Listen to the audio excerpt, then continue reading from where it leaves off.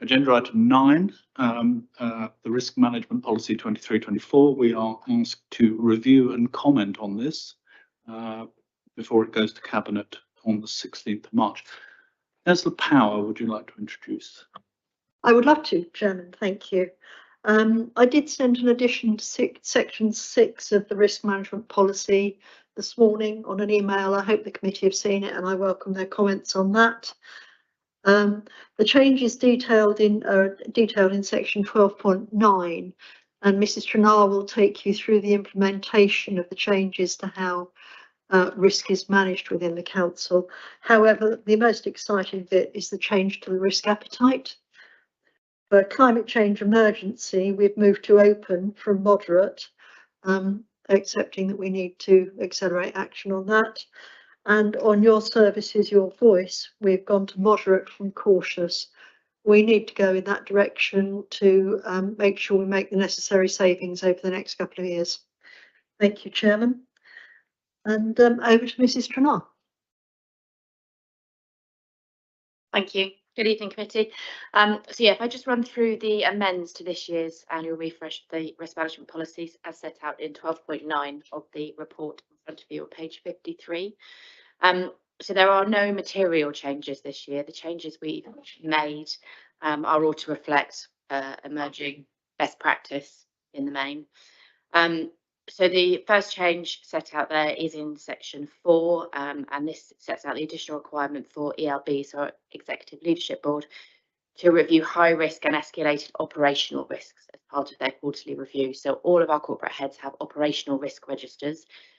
So this is, in practice, this already happens, but it's just formalising it as part of the risk management policy that any escalated in-quarter risks or high risk operational risks that are rated high risk are presented to ELB on a quarterly basis for them to review and agree any further action that is needed, or if escalation is required of operational risk, to the corporate risk register.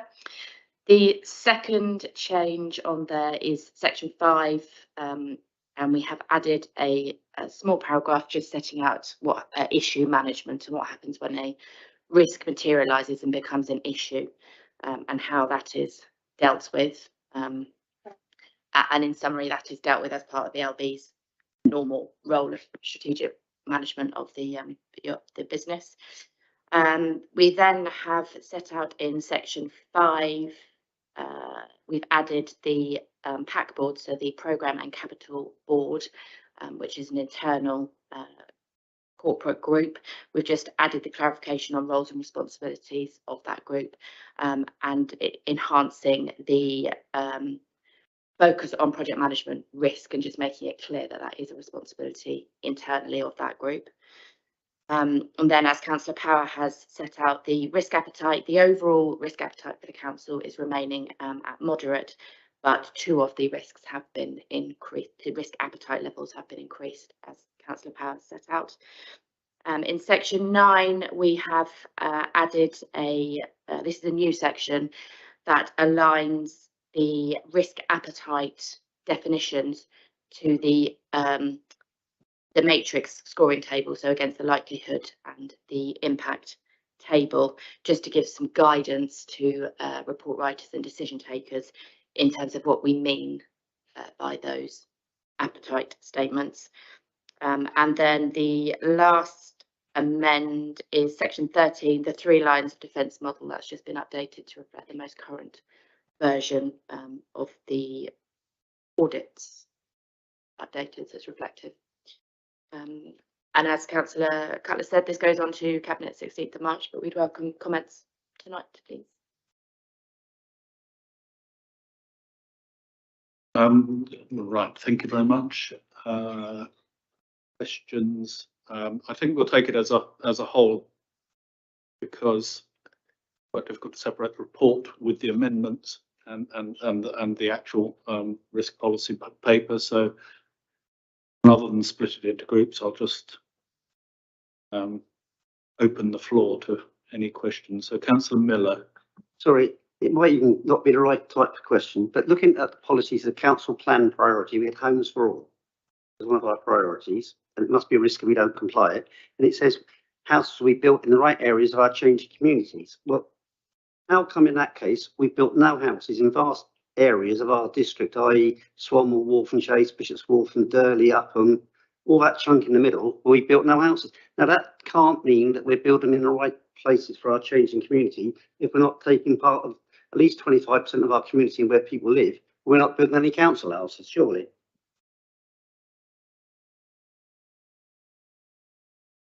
I'm not sure.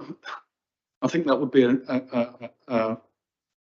question about the policy rather than you know than the risk appetite. Although you may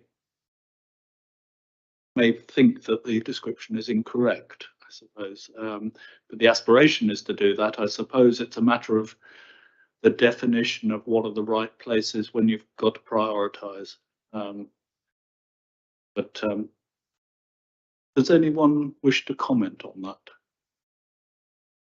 Chairman, I think that's a matter for housing, really, because but it should be asked.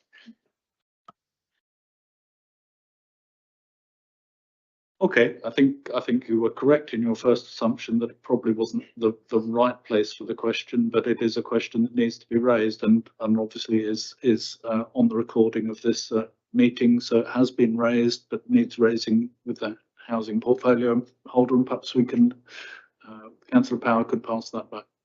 I will liaise with Councillor Miller to make sure I get the detail right. Thank you very much. Councillor Bolton, did I see your hand raised? Thank you, Chair. My question is around just making sure that I understand how the risk appetite overlays. I know this is a new part of this, but if we took, for example, say an impact rating on financial, say we look at medium-term financial strategy is saying that in 4 years' time there's going to be more than 2 million shortfall. I mean, we can just imagine it, but you know, we know that there's issues with the medium-term financial strategy, and therefore it's significant as an impact rating. The likelihood of that happening, let's just imagine it is highly likely that that is going to happen. So when you then turn to the overlay of risk appetite, that indicates that we're hungry for that particular risk. And I don't get that, because it seems to me that we would be averse to that risk and not wanting to encourage the risk. And I don't know whether I'm just not reading this correctly or not, if you see what I mean. Thank you. Thank you, Chair. I think what the overlay is trying to indicate was that if we were prepared to take a risk that was that significant and that likely, we would be hungry. We would be prepared to be hungry for risk. So it's the difference between scoring a risk and giving a name to our risk appetite. So it's how prepared we would be to take risk, and in order for it to be that significant and that likely, you'd have to be very hungry and prepared to accept risk. And because we're not hungry for that risk, it means that we will do something about it. So the projection shows a high risk in 4 years' time that is beyond our risk appetite. So therefore we must act to mitigate it. If the risk appetite had said we were hungry for risk, we'd probably be able to say, well, it'll probably pan out in 4 years' time and we will not actively manage it. And I think that's the role of the risk policy, is when you assess something in the future and we say we're not prepared to take that risk, we must reduce that position. I mean, the medium-term financial strategy states where we are now, and if we carry on as we are, that's what will happen. And it's there for us to decide based on how much we're prepared to take in terms of risk as to whether we really actively manage to reduce it. And I think over the evidence over the past few years has been that we have succeeded in doing that because our risk appetite has been at that level. That would be my interpretation, but Councillor. You're quite right. Thank you, Chairman. Councillor Bolton. That risk is high and it is not a risk we are prepared to tolerate. Therefore, we are going to mitigate that risk by the work we authorised last November to actually seek those cost savings so that we can actually get rid of that exposure. That's treating the risk. And it is well beyond our risk appetite to say government will provide, it'll all pan out all right on the night. So you put in place a plan to mitigate the risk. Thank you. I hear what you say, but I'm not convinced in that. This is about trying to indicate to everybody within the organisation what the appetite is of the organisation for that particular risk. Now, it's not what you're going to do about it, it's about appetite. And what you said, Councillor Cutler, is right, that what you do about it will be determined by your appetite for that risk. And my fear is that this is sending mixed signals through the organisation, because the appetite for risk, so the appetite that we have for 2 million loss shortfall in the general fund in 2 years' time is zero. And it should be that we are averse to that risk, so that everybody in the organisation knows that the signals are we need to act in a way that gets rid of the risk. And that's where I feel that it doesn't sit comfortably with me, I guess, is, you know, my comment. I think I'd go further and say medium-term financial strategy is a projection where we are now. We cannot set a budget with a £2 million deficit. If we were if our risk appetite was quite high, we might say we'll see where we are in 3 years' time, about how that 4th year is going to pan out. And if it's still there, we'll just make lots of cuts. Whereas if we have a lower risk appetite, we're saying, actually, we don't want to be there and we need to actively manage it from now for that 4 years. I think that would, for me, would be how I would interpret it. If you had a higher risk appetite, you'd actually say, well, it's 4 years away. We'll do what we want to do now, and in 2 years we'll look at it and see if it's still there, because we're taking a higher risk. Would that be how you would interpret it as a Section 151 officer? Yes, and the risk appetite is there to help in decision making, so it's there to help officers put forward appropriate decisions to decision makers, and it's so that is intrinsically linked, and it's not always about managing the risk, but the risk appetite sets out the amount of risk you're prepared to tolerate when making the decision. And clearly, if it's so that the additional wording that we've proposed to add into Section 6 talks about whether risks are green, amber or red. And the definition of those sorts of risks is that if it's green, it means it's low risk or low likelihood, or it's being well managed. At the other end of the spectrum, the red ones, it's progressively a more significant risk, or it's more likely, and therefore it needs more management to bring it down to a tolerable level. So the appetite is linked to that, and the amount of risk that you're prepared to tolerate, and decision makers having regard to that in deciding what actions to take.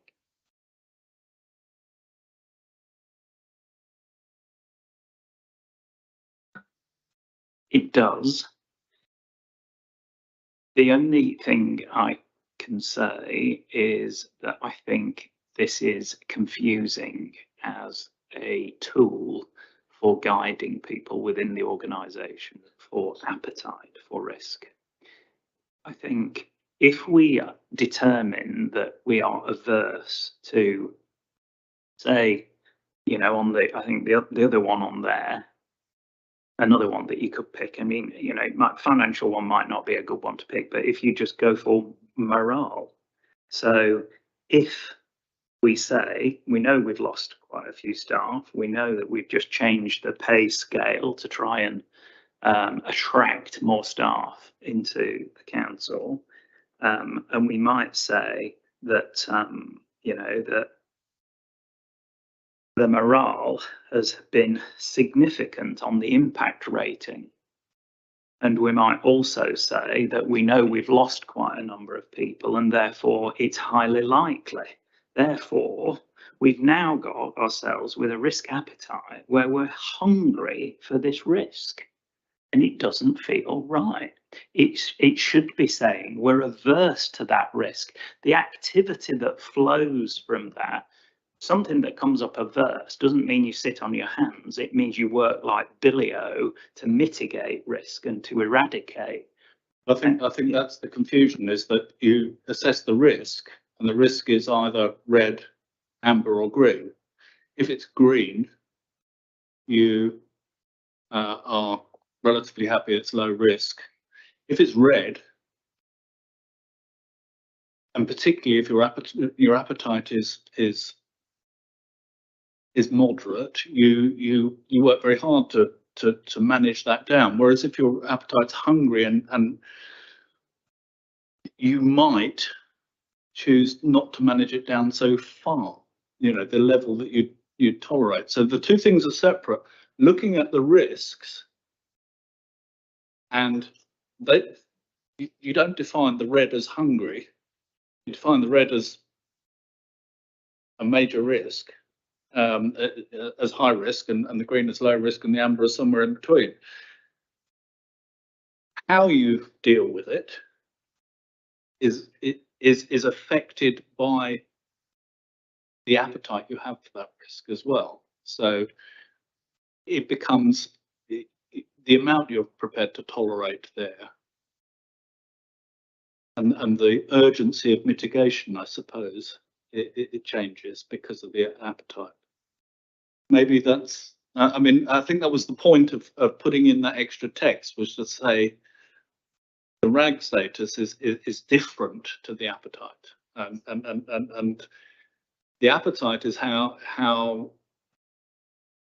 one deals with your tolerance of those risks. I think that's, yeah, I take your point. It's not an easy concept to get across, and I think we've been struggling with this for.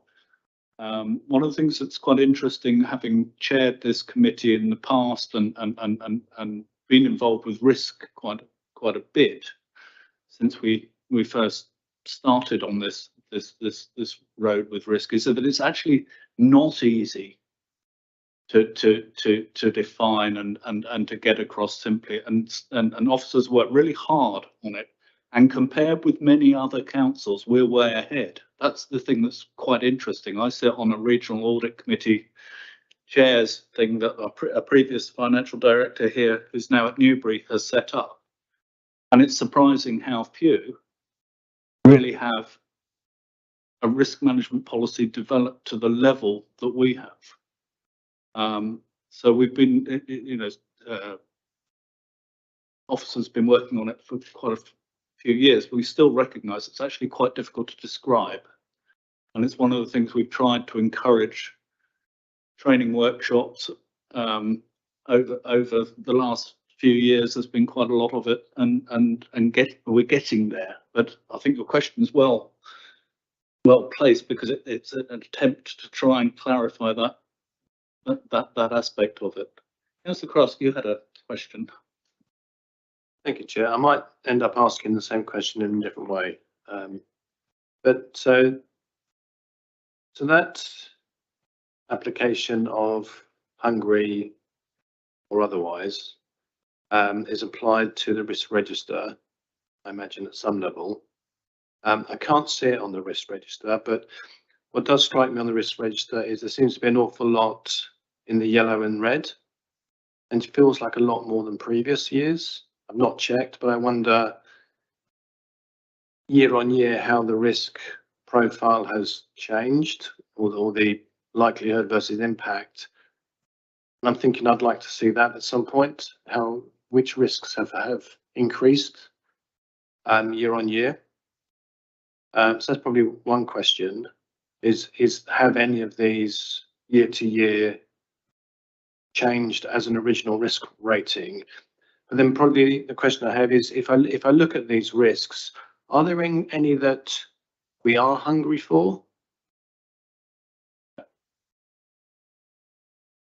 And the risk appetite defines in different areas what the appetite is, and at no point have we got hungry. We've got to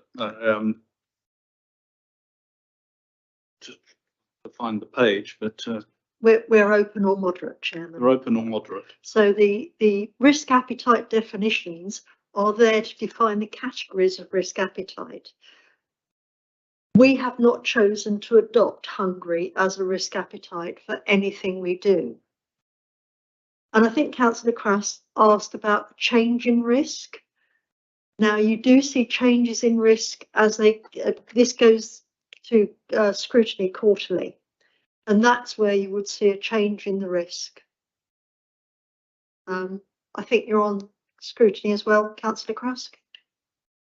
It's this distinction between audit gives reassurance that the plumbing works to council, whereas scrutiny looks at work that is coming forward and give a really good going over and challenge to our proposals as we move forward, which is really useful.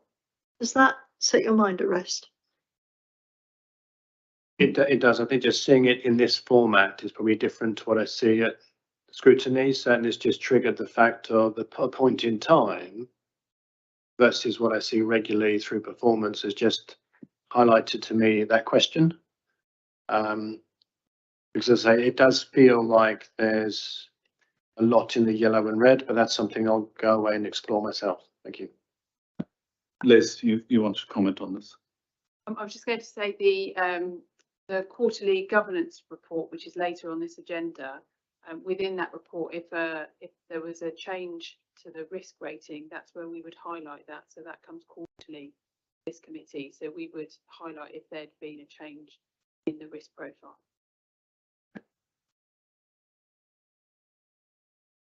And this is the corporate risk register in here, whereas in performance panel we tend to see the project risks mainly. So that there are differences in. But you make the point that any changes are reported in the quarterly governance report, which we will come to when we. Amy. Just to clarify as well, Chair, the corporate risk register is appended to the quarterly governance report that comes to this committee. It isn't for Q3 because it's appended to this report as the annual review, but it is quarterly. It comes in the format of the corporate risk register, and then in the body of the report in the risk management section, we highlight any changes from the previous quarter. Okay, are we clear there? Are there any further questions on the policy? And any debate on it? Are we happy to include the extra line that is? Well, I think we are happy. You want to put it in place before cabinet, and we're quite happy from this committee, I think, as well. Councillor Bolt. But Chair, I need your advice. I'm not happy with the risk appetite, the way it's said, and I'm not sure how that should be managed. In that you're about to ask me if I agree to it, and I've got problems with it because I think it's in danger of sending the wrong signals through the organisation. The risk appetite is actually set by Cabinet. The choice of where those risks for those different areas, it is a Cabinet, it's a decision of the administration, let's put it that way. So it's not a decision for this committee. Again, are we happy with the broad thrust of, I mean, as Councillor Power pointed out, is it set out correctly? Is the structural process correct? And I think you do have some concerns about that. And so how we express those concerns, which we can do, because our position here is to note the report and forward any comments on to Cabinet.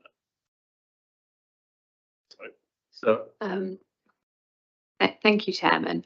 I think it might be helpful for me to just put out there that there has been concern with regard to the language, that this word hungry, and we understand where your concern comes from, and if you look at it, and I remember when I saw it first coming into a risk register report as a lawyer with my lawyer hat on, the word hungry makes you think, maverick, oh my goodness, are we, you know, is this what we're truly wanting or asking? But it is language that's come from, and Amy will correct me if I'm wrong, from CIPFA. It comes from, you know, the guidelines and the standardization of this type of report. And I think what we've talked about, and again, the amendment that we want to make, is we want to give a bit of narrative behind that. So we want to explain what the word hungry means, and that it is appetite, it is what this council is prepared to tolerate. And if we are in those realms, then we will put the mitigation in place to keep this council safe. So it is new language to me. I've not seen that before, but it is that we're using or following the right guidelines. And what we need to do, and we've talked about, is making sure that we clarify and we have a narrative behind these risk registers where we may, I mean, we're not in that place. We don't have any risks that sit at hungry in the report, but where we do, we need to explain that fully, and we need to qualify that. So I do understand your concern, and it is language that is now being used and is out there, and we just need to make sure that we manage that in our reports, and we explain that fully. Thank you. Thank you.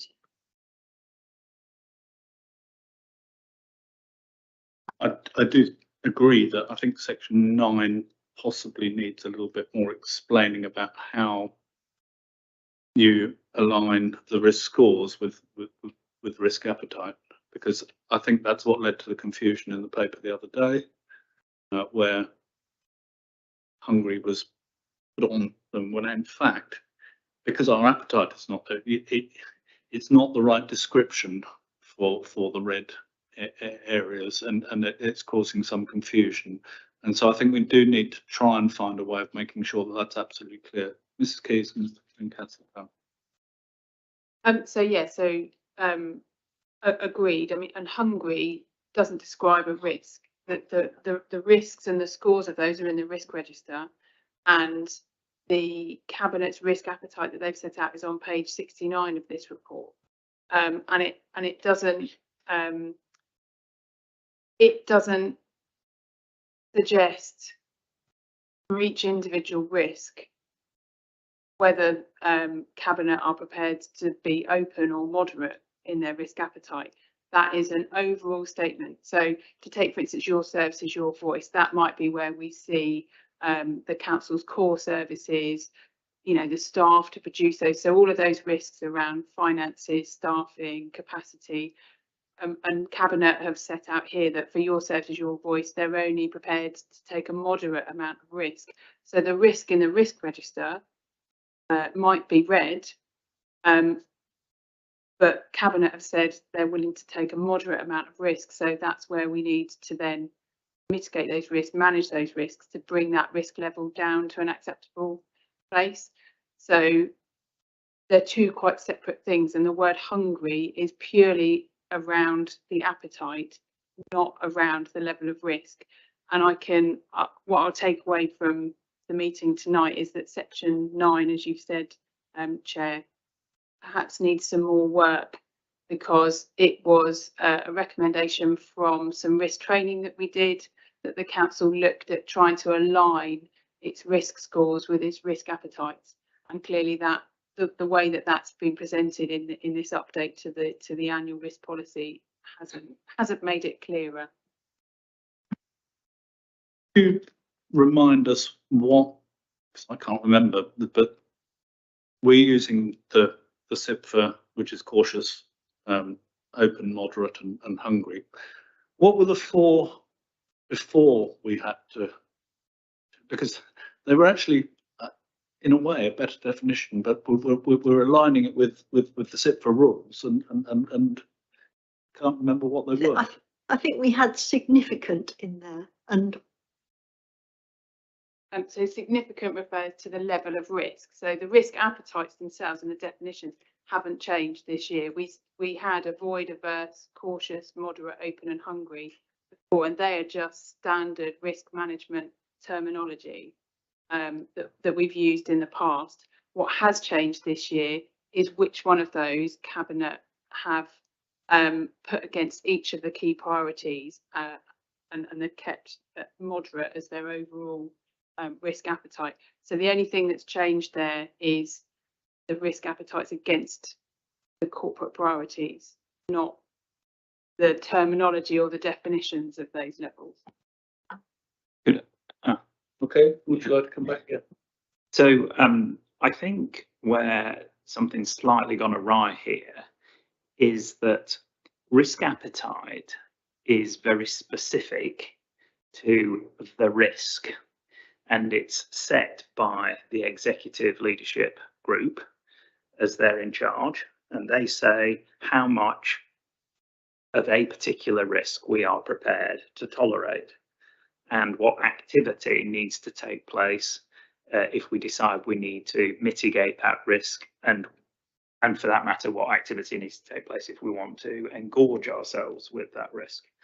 And so I don't have a problem with the language. That doesn't trouble me. I think what I have a problem with is the arbitrary nature it's been planted across the matrix, because it doesn't work for every risk, because it's risk specific. And so that is, I think, the crux of where the extra work needs to be done, because it doesn't stand up to scrutiny when you then try and apply any particular risk with what you would consider to be an agreed sort of level of tolerance. You throw it at that matrix and you go, well, actually, all the hungry bit of that is the significant, highly likely area of the matrix, and it could easily be that you're averse. And so I think that that's where I'm coming unstuck with it. Thanks. thank you very much, Chairman. I think we will take that away and work on it, and hopefully make it better before Monday, Tuesday. Thank you very much.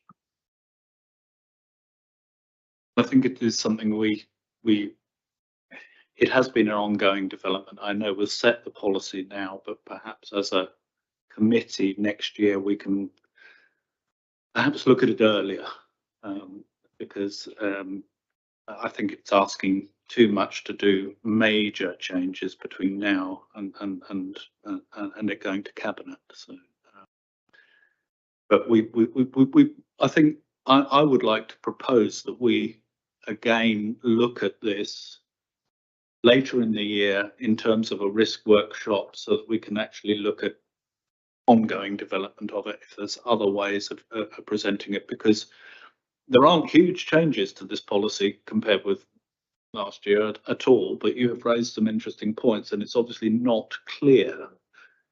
And perhaps we're guilty of the fact that we've all been living with it a bit, and so we understand it. And sometimes that's not, you know, it does need an outside look that says, actually, this isn't quite so clear as it appears to be, as we think it is. So, but I think it would be wrong to rush it.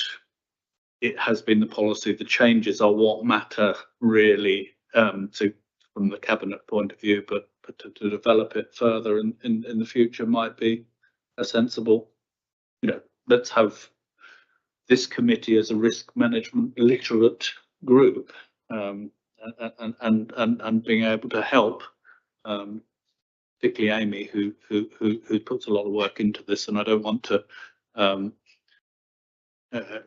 in any way criticise it. It's just it's part of the ongoing development, I think.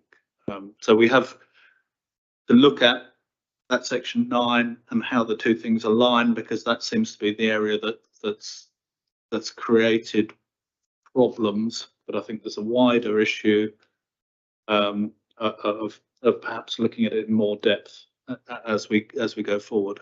Are we happy with that as the recommendation of the committee?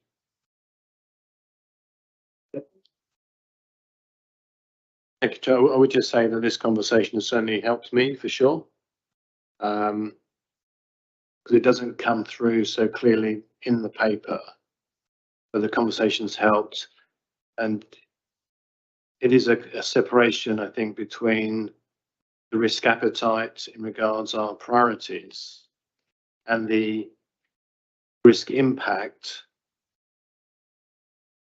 and how they relate and do they need to relate. But thank you, this is very helpful. We're happy with that as the comments going forward to cabinet. We'll move on to item 10, the local code of corporate governance. Now, the local code of corporate governance has been separated out from the annual governance report because it meant it's a part that doesn't change very much over time, and the annual governance report at one stage was so big because it had the code attached to it. Simon, would you like to present? Thanks. Thank you, Chair. You're absolutely right. In previous years, we have brought together the local code of corporate governance and the annual governance statement. I noticed a number of local authorities still do, but you're absolutely right. We've separated the two so that the local code of corporate governance comes first, and then the annual governance statement for consideration at a later date. The local code of corporate governance, we bring this report to you annually at this time of year, and it sets out the principles by which the council follows to ensure that it delivers the priorities in the council plan in the right way for the right people in a timely, inclusive, open, honest and accountable manner. Fundamentally, the council has adopted the good governance principles as set out by SIPFA and Solace in their good governance guide. It hasn't changed for a number of years. Most authorities do follow that guidance. There are 7 principles in there, and they're detailed in Appendix 1. Fundamentally, in this report is Appendix 2, which provides the evidence against each of those good governance principles and where the council complies with those principles. Now, this is a continuation from the report last year. There are, as you said, very, very few changes from the report that was brought to you at this time last year. There is one change that I just make want to make you aware of that under the good governance principle about being open and transparent, we've now acknowledged that the council has adopted a process for reviewing previously exempt reports and publishing those if required. And that's detailed in Appendix 2 as one of those examples of where the council complies with the code.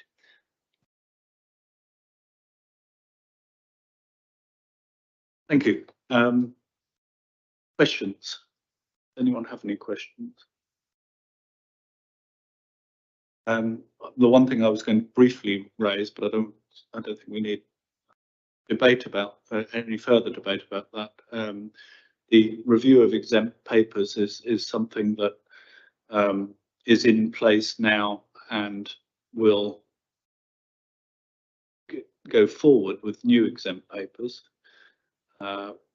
The scope to go back has yet to be assessed as to how big a workload it is. But I think Sharon, we've had a discussion about what might be needed in terms of resources, and under freedom of information legislation, people can apply to look at it, and then it does go into the public domain if it's possible. So if you just want to make a comment on that, it would be helpful. Thank you, Chairman. You're absolutely right in that we did decide on a policy to have a look and de-pink our pink and exempt papers, and we've just got to the stage of our first 6-month review, and we are about to embark on that. When we looked back at the decision that was made, it wasn't clear with regard to how far we should necessarily look. But what we'd like to do and what we're working on is we're trying to ascertain how big a piece of work that is. Now, it might be because this council uses pink papers, exempt papers sparingly. So it might be that it isn't actually a huge amount of work for us to go back a couple of years. So we will be able to come back to this committee and let you know what that looks like. But we are certainly at the point of the first review. I think it was back in October, and we're coming up to 6 months, and we will start having a look. And obviously the position with regard to confidentiality, it changes in time, and it's only right that we have a look, and if documents can be disclosed, then it's right that we do that. And we have a duty under the data protection rules and regulations anyway to do that. So yes, that is what we're working on. Thank you, Chair. Are there any other questions on the local code? Okay, well, we have to approve it, I think. Let me get back to the recommendations. The recommendation is that the Audit and Governance Committee approves the Local Code of Corporate Governance 2023 as set out in Appendix 1. Are we happy to approve it? Thank you very much. We will then move on to the next agenda item 11, which is the Water 3 Governance Monitoring Report. Councillor Power, did you want to say anything or hand? Oh, sorry, Councillor Becker. Sorry. Tonight the role of Councillor Power will be played by me. Well, the report should have your name on it, which it hasn't at the moment. It should. This was the last minute. We'll change that. I mean, this is the purpose of this is just to summarise the governance issues that have arisen during the third quarter of the 2022-2023 financial year. So it's a look back over the period covering, I think it's October to December 2022. At Appendix 1, you'll find the annual governance statement 2021-2022 progress update. Appendix 2, the progress update for internal audit. It's very exciting. And then at Appendix 3, the code of conduct complaints update, and I think that touches on some of the issues that Councillor Bronk raised earlier. So I'll pass over to Mrs. Evans to talk about that further. What I was going to suggest was that we dealt with the anything from internal audit as the starting point, and then we'll move across to the standards and code of conduct complaints. I wonder if either Anthony or Simon have any comment they want to make on the elements around audit on here. Thank you, Chairman. The only point I would make is I know members paid close attention to the progress of the completion of internal audit actions, and I'm very pleased to say that good progress has been made during the previous quarter.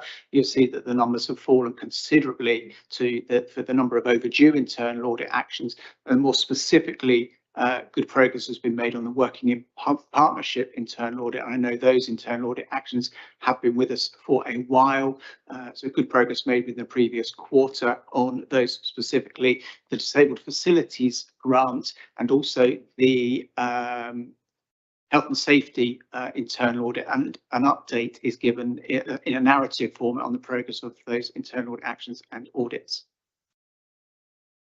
Thank you. Questions on that section of the report? Do we have any? I'd just like to thank you for the fact that we've got this ongoing progress. I know I've harked back a couple of times to where we were in audit some years ago. There used to be pages and pages of those overdue actions. We're down to, I think, 10, you said, or fewer than 10. Which is can all fit on one side of A4, and that was what we aimed to do some years ago, and it's taken a while, but it's very pleasing to see that we've got to that stage. Okay, Sharon, would you like to talk on in terms of the code of conduct and complaints, and perhaps address Councillor Bronk's question as well? Thank you, Chairman. It is absolutely right that Councillor Bronk made his representation to this committee this evening. And it is concerning for me, sitting here as the new monitoring officer, to hear of such delay. I can give reasons. I've had to look into the situation that we are in. And it is certainly from no fault of my predecessor, and I would never want to do that. I am aware that there were internal resource and capacity issues, members of staff leaving and on officers leaving. It is also, and this is no excuse, it is quite commonplace to find delays in conduct complaints. Particularly, and we will be dealing with this at the next agenda item, particularly when you have sometimes you have more than one, but a parish council that does demand a lot of your resource. And we have certainly had that here, as this committee will hear shortly. So it is a sorry state of affairs in many ways. That we heard of Councillor Bronk's, frustration, but also stress that's been caused to him. And so what we need to do is, and what I plan to do, and I have experience here in this field because I took my last head of legal role inheriting a much worse position than I find myself in here. And what I had to do, and what I will be doing, is looking at the process of our complaint process and that procedure, the formal procedure. And we do have steps that I've seen already that allow for protraction and delay. And we can look at that, and we can take the delay parts and the extra hoops that we do. We ask our complainants and subject members to be put through. So we will be looking at that with a view to streamlining the complaints process. What I'm also keen to do here, and this is another reason why things have taken longer, is that we don't have the new model code of conduct here at Winchester City Council.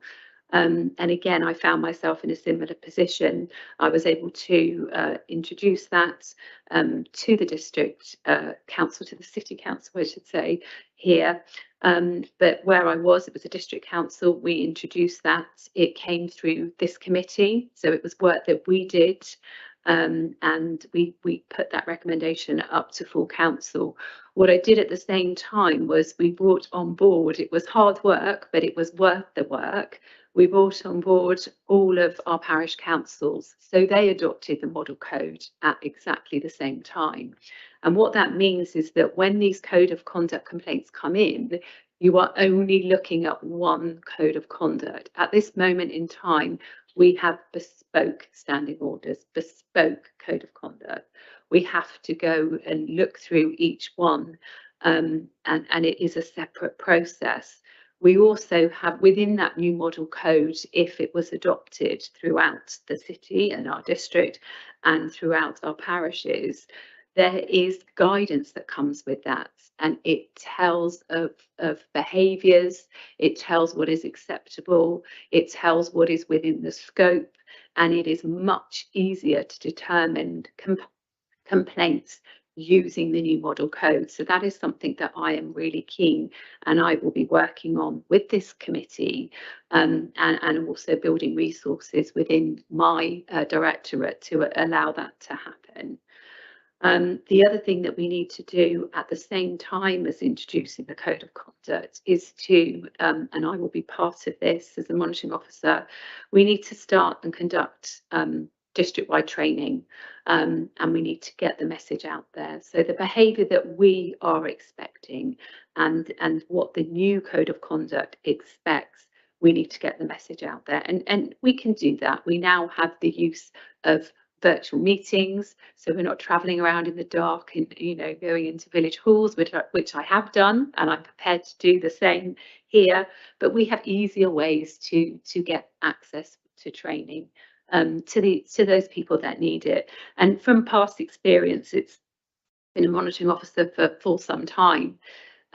Parishes are keen and desperate to have that, so I'm really keen to get that working.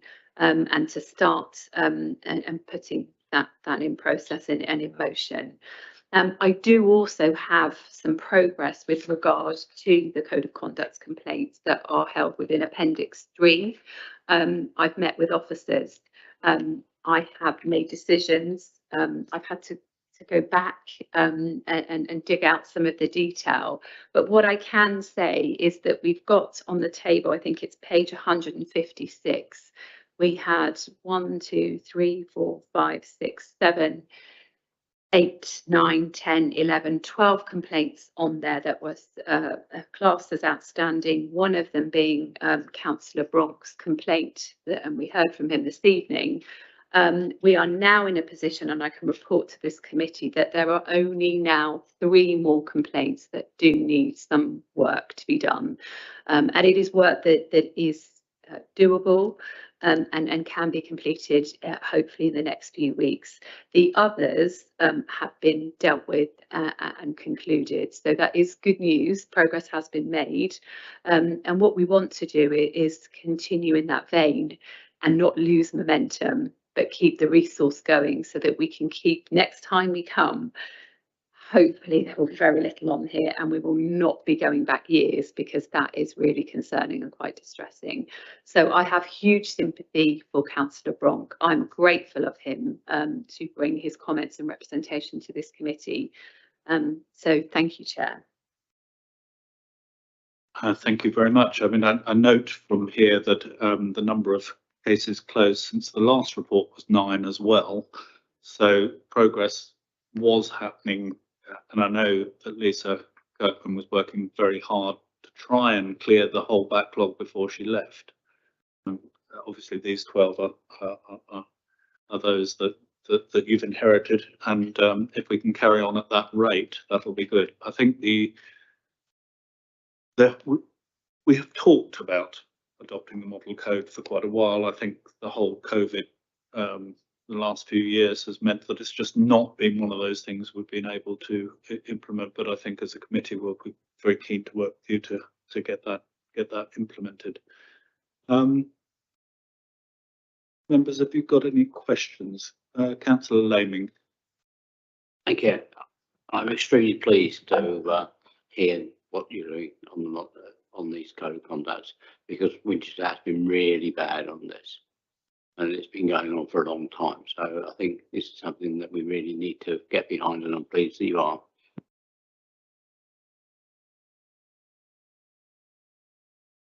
Yeah, I would like to thank for catching up with the officers, because it's great that we are now sorting this list out. They've been far too long. It hangs over the people involved. Sometimes it goes beyond an election with a complaint out there that the electorate don't know about, which may be significant, it might not be. It's not nice for the person having the complaints, and it doesn't reflect well on us. So I'm delighted that we're making such progress. So, and I think bringing in this model code across the whole district as far as we can would make life a lot easier for our officers and our councillors, to parish councillors, etc., to know what they're doing. Any Councillor Krask. Thank you, Chair. A couple of questions which I could probably roll into one rambling one as usual. But I guess interesting to hear of your learnings, Ms. Evans, around the new model code of conduct. Is there any other learnings that you've found from your assessment of the complaints? The assessment of complaints coming here is no different from previous authorities that I've worked in and been the monitoring officer whose jurisdiction it has been to deal with those. Many of them are what we would class as tit for tat member complaints, and a complaint comes in and the subject member then complains back. So it's like this a trigger of complaint. And what we need to do is we need to, and I have done it. I've done it. The reports are out there in the public domain. We need to streamline our complaints process. We need to use the Localism Act and the sections of that Act to allow the discretion of the monitoring officer in liaison with the independent person to filter and remove a lot of those complaints and deal with them very, very early on, rather than go through the process of, an investigation, hearings, true resource. At the end of the day, what we also have to look at is what are the sanctions? And we've waited for the committee I'm trying to get I know the acronym, the Committee of Sector of Public Life that did their report. They had 15 recommendations that stem from that report. It went to central government. We were waiting for sanctions. We were waiting with bated breath, and almost to the point of promising councillors on Standards Committee and Audit and Governance Committee, us as monitoring officers, that we were going to have true teeth, that we could, exclude and suspend members. We would have something that we could, that was really, really worked as a deterrent. That never came. It was pushed back to us as local councils to deal with that enforcement and that resolution. So what tends to happen here, and I think this is a lot of the delay, is that and again, across the country, monitoring officers are trying to deal with informal resolutions, trying to save resource with regard to hearings, conducting hearings and all the evidence gathering that goes around that, and trying to nip things in the bud very, very early on. But quite often it doesn't work. So you put that branch out. This is what I have found with the delays here. We've tried to resolve things on a informal basis, and you might find that there's three parties that are part of the complaint. One may say yes, the other two say no. and it drags out, or apologies are made because that's the recommendation, and then afterwards we have a point of reflection here where complainants are saying, and it does tend to be councillors and not members of the public, they're not satisfied by that complaint, so the whole case opens again. And that's the problem that we have here. So what we need to do is we need to set very firmly what we choose, how we will go about this, how informal decisions and resolutions will be made, and what that expectation is. I've even seen reports that have gone out for comment. So we've made a decision, and all parties have been asked to comment. And it's almost, rather than a fact, like, you know, are there any factual discrepancies or typos or, you know, true mistakes in the report? It's been I want you to reconsider the evidence again. And that has kind of been happening. And again, that will delay things. So I think what we need to do is be very clear in the process how we are going to deal with these complaints, what the assessment will look like. You know, this is, make it clear that once a decision is made, that decision is made and it's final. And I think we just need to be more robust in our decision making, and obviously quicker, because, you know, quite often when you're going back over evidence that we're talking on that table might be 6 months to a year in age, we are then going back and asking for further evidence or further clarification, and the time scales just don't help that. So I think the what I have noticed here is that there's been a lot of back and forth, and if we were clearer in our process, we could rid ourselves of a lot of that. I do have to say that the process that we have here is very similar across the country, but there is room to improve it for sure, and I have done that. So, thank you. Thank you, Ms. Evans. I think it's very helpful for us to understand and get some insights as to what it's like being a monitoring officer and dealing with the cases and the kind of effort and process involved in dealing with those cases. I think that's very helpful. Thank you. I'm not suggesting anything here, but there does seem to, there's a question I have around the overlap between a motion that the full council unanimously agreed back in January in regards intimidation and abuse of councillors, and we resolved to regularly review the support available to councillors in relation to abuse and intimidation and councillor safety, taking zero tolerance to abuse of councillors and officers. So it prompts me to question, is there a relationship at all with the motion and what we have here in front of us? And if there is or isn't, what is being done perhaps to embed the motion into our practices? Thank you. Thank you, Councillor Crass. That is a really, really good question, and it's quite, I quite like explaining the difference. So we did agree to a motion with regard to debating and not allowing our councillors to accept abuse, and again, that is absolutely right, and I've got progress on that also that I can report to this committee, which is again quite exciting. But when you are looking and dealing with standards complaints and the code of conduct, there are different thresholds. So we look, and you've probably all heard this term before, as councillors, there is an expectation for, and I don't want to quote the judge, but there's case law out there that says you as politicians have to be able to, and have to be prepared to accept, I think the terms are the rough and tumble of the political arena.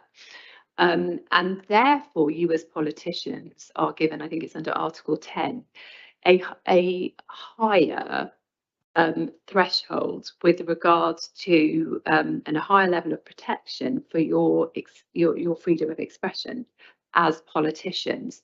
And so there is within the code of conduct, when you are looking at whether somebody has been intimidating, I think are the words, has harassed somebody, has bullied, those are the terms that we use within the code of conduct, have they hit the threshold?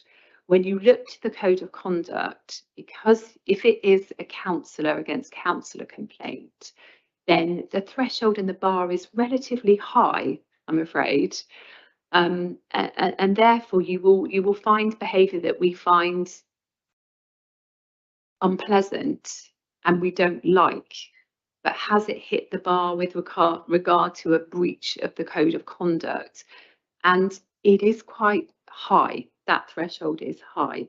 So members, and I don't want to advocate this, but members with their freedom of speech and this enhanced freedom of speech do get away with a lot more.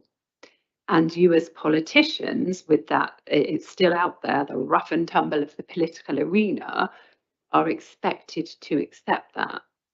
However, with regards to this debate, not hate motion that we took on board, there is, the terms that we call a civility pledge.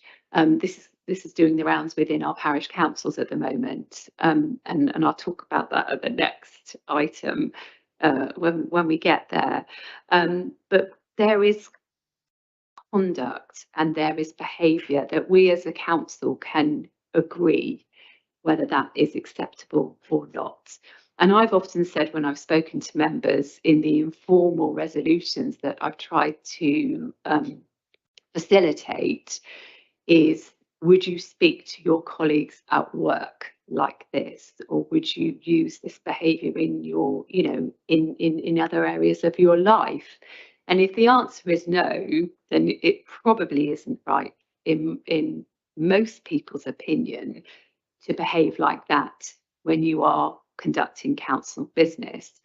So we are in the process of a statement has been drafted for signature by both leaders of the opposition and the leader of by Martin, and we're waiting for that signature to be signed. We've got comms all prepped and ready to go. Once that has been done, we've drafted letters that will be sent to our MP, as the motion said. We have looked into some mental health first aid training for councillors, and that will be going out through group managers for nomination, because it's something we offer here to staff, and we can offer this to members too, so that we can have councillors helping councillors. And the other work that we have also looked into is training with regard to what you do when you are suffering abuse and where it's likely to come from, what we can do as a council, but how you go about reporting it. So we have the police on board. We're waiting to find out who our new representative is, because I was at can't remember which meeting it was, where we found out, and I don't want to, is it Tupper? Got it wrong. Is retiring, I believe, and so we're waiting to find out who our nominated person would be, our representative would be, and we will be doing some work with them, and finding out if there are different avenues that we can take with regard to how we best deal with this. But we are also doing training. So training is part of the induction. What is acceptable, because and how you deal with it. So what tends to happen when our councillors are being treated badly and suffering, It can be from social media. It can be, I mean, to be fair, a lot of it is social media and how that is dealt with, what you should be looking out for, what is acceptable, and what you should tolerate. And we are doing and facilitating training with regard to that. So we've got a couple of dates that will be going out to members that will, alert members with regard to their safety, but also alerting them and educating members on what is acceptable and what isn't, and where you go when you are subject to that type of behaviour. So we have that plan. I've also, as have democratic services officers, we've gone along to training ourselves to find out what we need to do and what we need to put in place to help you and support you as officers. So that has been done, and we've got some PowerPoint slides that we can share. But work is certainly happening in the background, because we did agree that motion, and we want to see the fruition of that and the outcome. So thank you, Chair. Thank you. Any further questions on that, Councillor Bolton? And Thank you, Chair. Actually, along similar lines of Councillor Crass, but I'm particularly interested. I mean, Councillor Bronk looks like he's been through the ringer quite a bit, and he looks quite shaken. And one of the main points that he made was about timeframes, and so I'm keen that we are doing as much as we can as quickly as possible to contract those timeframes. What do you see as a sort of time scale for bringing in some of these changes that could, bring about the sort of changes that will improve this process no end? And what can we do to try and assist with that? Is there anything you need from us? Thank you. So how I went about it at my previous authority was that we did get you as councillors to help. And so what we did, we had two working groups. So we had one that helped and was assisted by officers with regard to the model code, and what we felt that would bring to us as a district, and were we in agreement. It went through, I have to say, with probably 3 or 4 tiny changes. And I will share with you, because it's quite amusing, that those changes came from an ex-barrister who wanted to get the terms right. So it was just improving the drafting, shall we say, and to be fair to him, he had a point. So maybe we're pinched those changes that they made here. And so we had a working group that dealt with the model code and suggesting how that training would go out and how that was facilitated. And then we also had another working group that dealt with looking at the complaints process and how that worked. And what we looked at was, we limited, one of the things that we did very, very early on, we knew that we were going to limit the amount of information that went into the complaint itself. So this isn't the case here, but it is possible here. At my previous authority, and I'm not exaggerating, we had complaints that came in from a councillor regularly against other councillors that would be over 250 pages long. And so what we decided to do was to cut down to 2 pages of A4. The complaint would need to fit on there. And if there was extra information that the monitoring officer needed, or the independent person needed in that initial assessment, we would ask for it. So we had a working group that looked at the process, looked at if we needed an appeal, how we could use the legislation, as efficiently as possible to, as you say, bring down the time limit. So what we have in and what we had in at the end of that was we were quoting a similar to the Ombudsman. We were looking to 12 weeks. There would always be a disclaimer that would say in exceptional circumstances, it may be delayed, but you will be told the progress throughout. And I think that has been the problem here, is that things went silent and stayed silent, and progress reports haven't been given. So that was part of the process that was written in, keeping those, as you say, that are that are part of the complaints process and are stressed, and going through that waiting game, keeping them fully informed throughout. So there is work that this committee can do.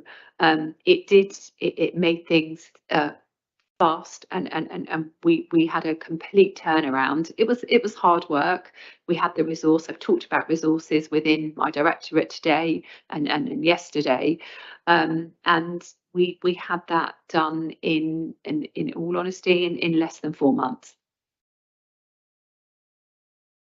Okay, so I think we need to perhaps discuss outside the committee a process for bringing that in, because we're going to be unlikely to set up any working group before elections, I would suggest, which I know slows things down again.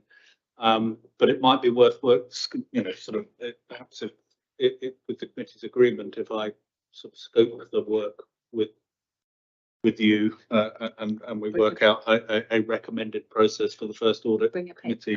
Yeah, for the first audit committee after the election. Are there any? Sorry, Councillor Ashworth. Yeah, I mean, not to labour it too much longer, but I've got lots of sympathy with Councillor Bronk. Unfortunately, I myself had a standards case against me when I was parish councillor. It lasted for 2 years. The stress I went through myself and my family. I mean, I did win the case, but it was extremely stressful. I'm really pleased, we're going to have some movement on this sooner rather than later. And also regarding Facebook, I mean, I try not to go on there too much now, because the comments you get back, it's not pleasant.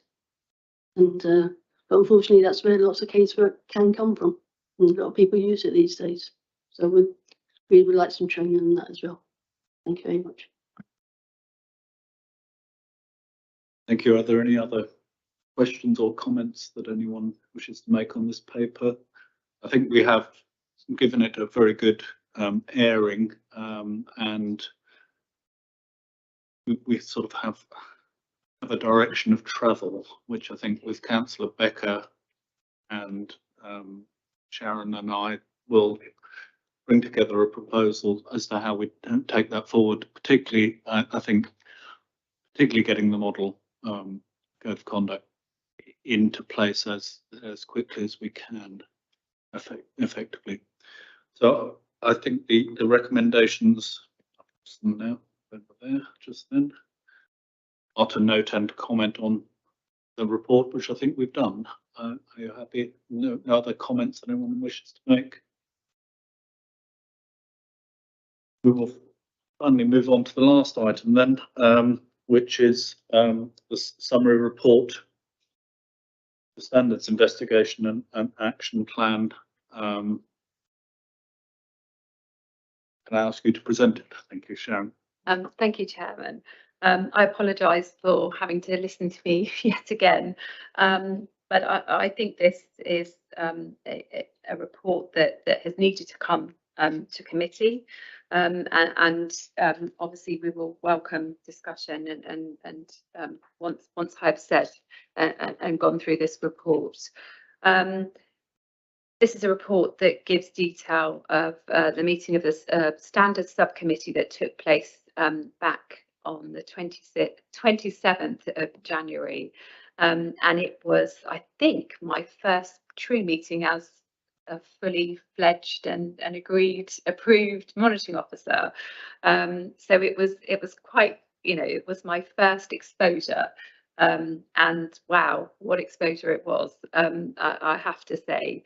So it was, the purpose of the subcommittee was to consider the report of investigation that was written by VWV, I want to say their name, but I always pronounce it wrongly, so I'll stick to the acronym VWV LLP, on appointment of my predecessor on behalf of this council, and that was concerning complaints relating to Denmead Parish Council.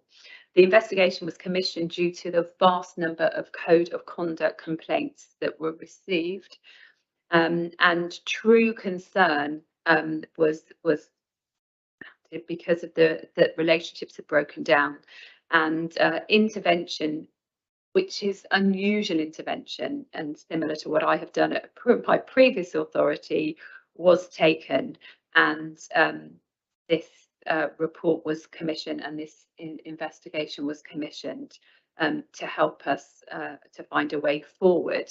Now, the council's monitoring officers, she presented the report, and she drew attention to the wider findings and recommendations found within the report. The subcommittee, they considered the contents at length. We had with us and participating in the meeting was the independent person, and they gave their thoughts and representation throughout, which was really helpful. Now, this investigation dealt with 12 code of conduct complaints. Of 12 of those complaints, 5 breaches were found, and they were detailed within the report. The wider findings and recommendations concerning the council and that were found are detailed and set out in this report, and the findings, recommendations and next step are listed for ease of reference. I won't take the time because obviously it's getting late to go through all of them, but I think what I would like to stress in the report is, although there were 12 complaints, 5 breaches were found, there were 2 parts of the report that stated and said that within, and this is within the findings and the conclusion, no one involved with DPC, Denmead Parish Council, whether member or officer, can consider themselves beyond reproach in the context of matters that have taken place at this council. And I think that is important to reference and to let you know at this committee. Now, within the findings, wider findings of that report, there were, I'm just going to check the number, there were 16 findings that were made and that are listed, and you can find those on page 162. It says, lastly, right at the bottom, the status quo is not an option. They are not, you know, this behaviour cannot continue. And recommendations were written within the report, and next steps were detailed, also contained in that report. I think it will also be helpful. Again, I'm thinking, I'm conscious of time. I think it's important to just sum up how the report concluded. And it was concluded by the following statements. We encourage Winchester City Council to be actively involved in supporting Denmead Parish Council as it addresses these wider governance matters, as well as the outcomes of this process.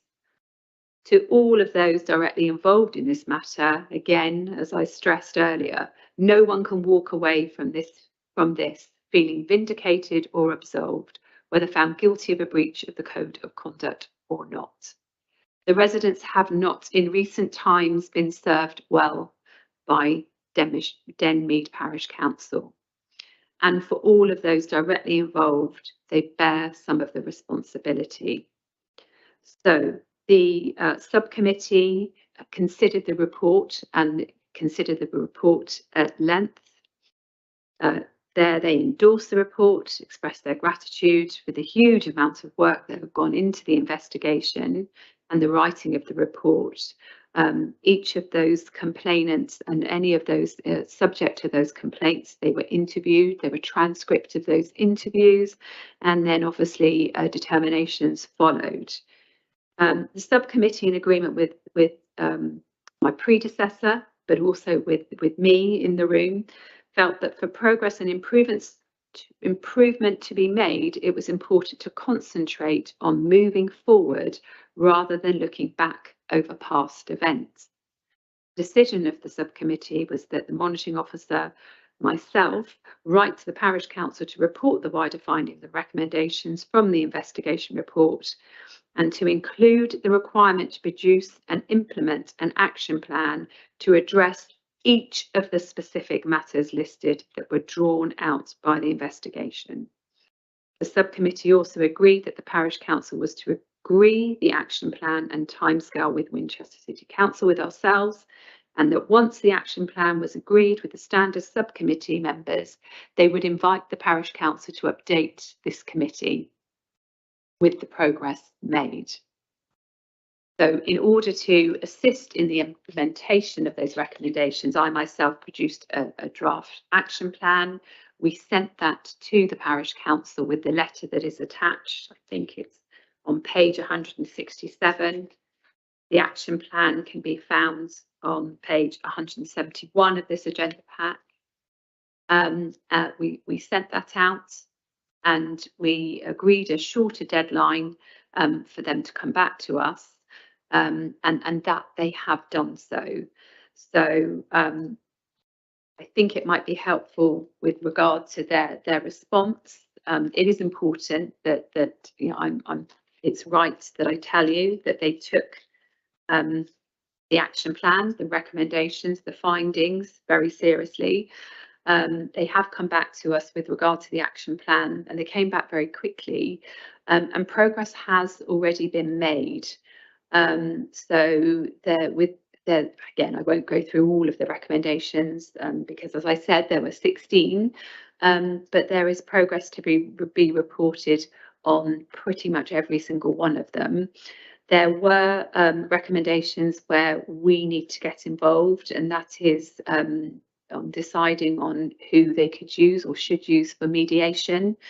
And also with regard to some of the training, and they said that they would appreciate our help and our advice. They have also asked for training, which again we are looking to facilitate, and they have shown and put together evidence of some of the recommendations that were placed in that action plan. So it is good news, and I'm really pleased to see that they are taking this matter seriously, and rightly so. A lot of money was spent on that report. It was as a last resort with regard to the behaviour and the amount of complaints that came from this parish council. And again, it's not an excuse, but it is one of the reasons why complaints have taken so long, because so much of that resource has been taken up with this particular parish council.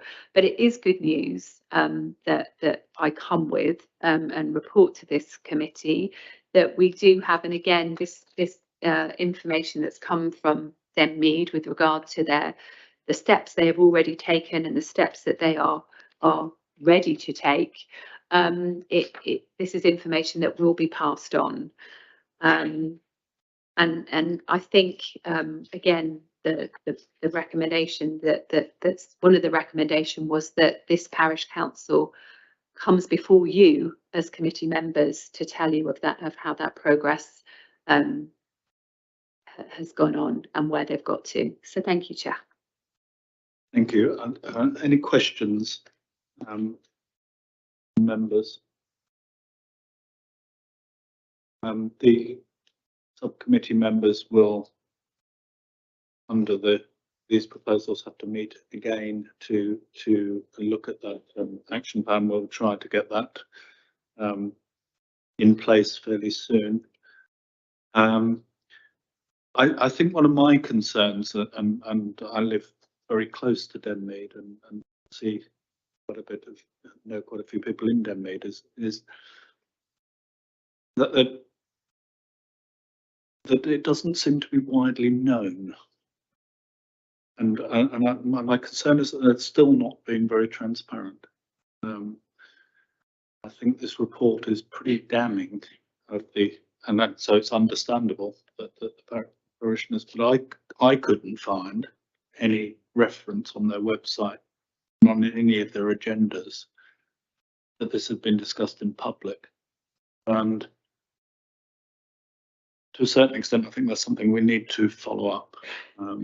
I may be mistaken, but I think it's quite important that part of this problem, should be open. And Denmead Parish Council has the biggest precept of any parish council in the district. It deals with a lot of money, and the governance is clearly not good. And we need to make sure that the things improve for the residents of Denmead.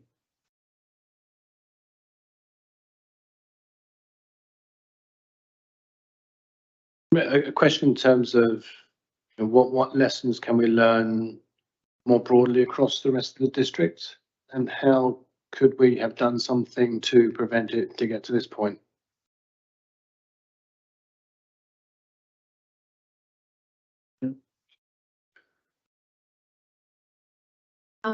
That Councillor Krask is a really, really good question. And again, I've come in at a much later stage, and from my previous experience, I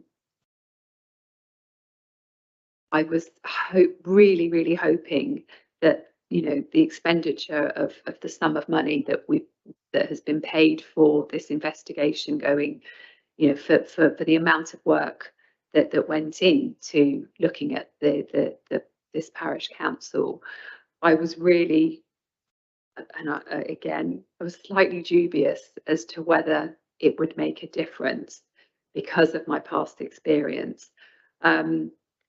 What is encouraging is that we have this. I've got copies of their response, so they've taken this seriously. How could what can we learn? Maybe, I mean, this is quite radical, in all honesty, in the standards regime to send investigators in.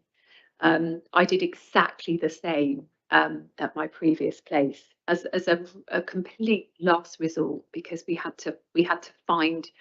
I had to go to the standards committee and then up to full council, because this was a budget that it was that it's considerable, for the work that I wanted to do, and it's how you stop it getting this far. I think in the past, councillors or councils and monitoring officers have been scared to do something like this, and so they have tried to ride the treadmill of continual barrage of complaints, and try to tell themselves that if we get decision notices out in the public domain, that's enough to stop this behaviour, because again, the sanctions are so. The word our previous councillors have used are toothless.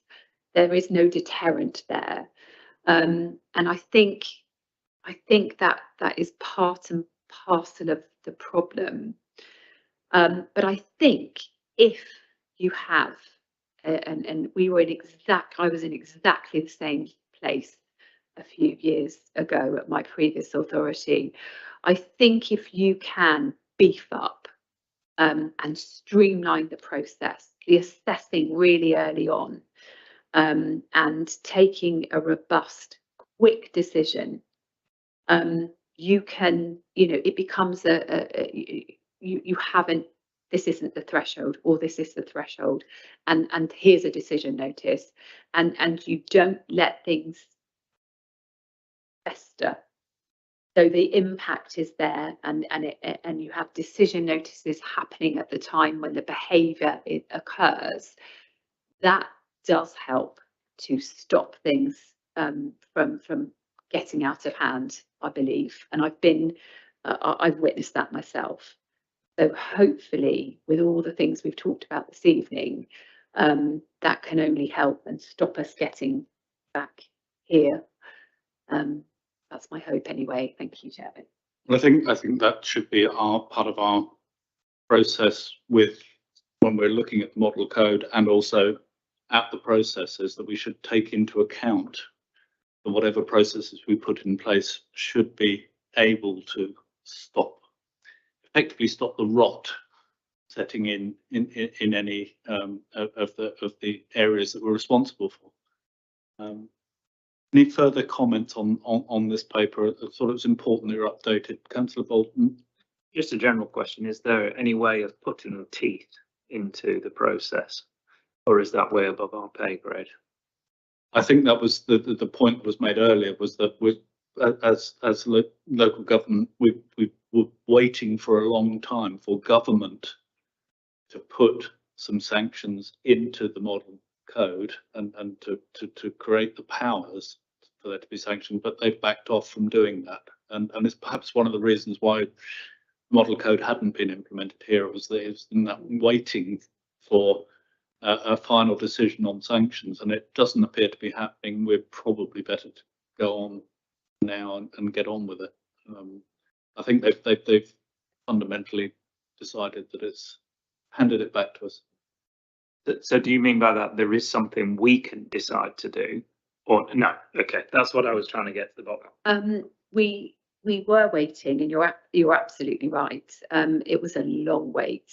So recommendations were put to government, and as I talked about, it was the suspension of allowances was suggested, and there was suspension from committees. There was a true deterrent that was put forward. Unfortunately, all of those that would have helped and aided in curbing bad behaviour and improving conduct with our councillors, it was pushed back to us as monitoring officers, and we are very limited with regard to what we can do. So the recommendation out there is to name and shame, and that really is the only deterrent that we have. And you can recommend that there are committees that people, that councillors stay away from. And again, a suspension of committees is sometimes recommended. But within parish councils, again, you're even more limited. You don't have a party that can help with behaviour, so you don't have groups that can help and aid in improving behaviour. So it is limited, and that is part of the problem, I'm afraid. Councillor Cross. Sorry, Chair, but just picking up on something that you both said in terms of naming and shaming, and is that sounds a bit harsh, but is that something that is actually being done? It doesn't sound like it is, Chair, in terms of people that don't know this has taken place, perhaps. I think the problem there is that, I mean, for this DEMNID report, it's published.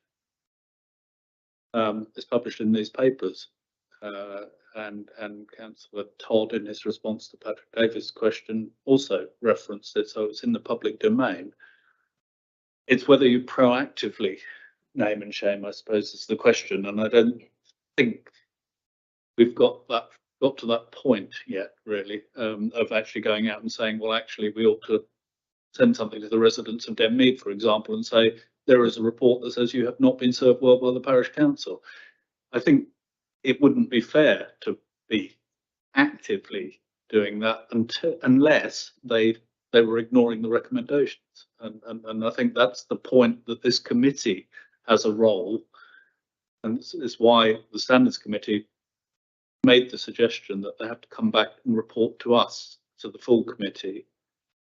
And if they don't, or if they refuse to, or if they're making no action, then maybe we can think in terms of whether one's proactive about publicising the response. But at the moment, it's a sort of reactive. The papers are there, but people need to go looking for them. Are we happy with the position as it stands? As I say, the subcommittee will reconvene. Sorry, so you mentioned possibly they haven't had this aired in public at a meeting. So can we ask them whether they've had this on an agenda and there's minutes of that meeting? I suppose that would be a possibility of response of how publicly it was discussed, because, as I say, I only had a quick look, but I couldn't see it as an agenda item on any of the papers. I just wanted to raise the issue of naming and shaming, and it does sound harsh. When I was arrived at my previous authority, there was no appetite to name and shame, and that was a conscious decision by the Standards Committee not to do that. Since the work that has been done, the guidance and best practice out there now is to do exactly that. When we changed the model code, when we streamlined the process, that was part of the recommendation that we put to the committee. Is that something that we had appetite to do? And that decision was made going forward, and it did make a difference. It did make a difference, but it was a decision that was made by committee, and you know, it wasn't taken on the monitoring officer's shoulders, and it is a decision that needs to be properly made. Thank you. I think that probably concludes the discussion. We will carry the process forward and take it into account when we discuss the model code and streamlining the process. I think that's the important thing. Is some lessons learned from this particular approach. If there's nothing else that any members wish to raise, I declare the meeting closed. Sorry, it didn't quite get it in under the 2 hours, but there you go.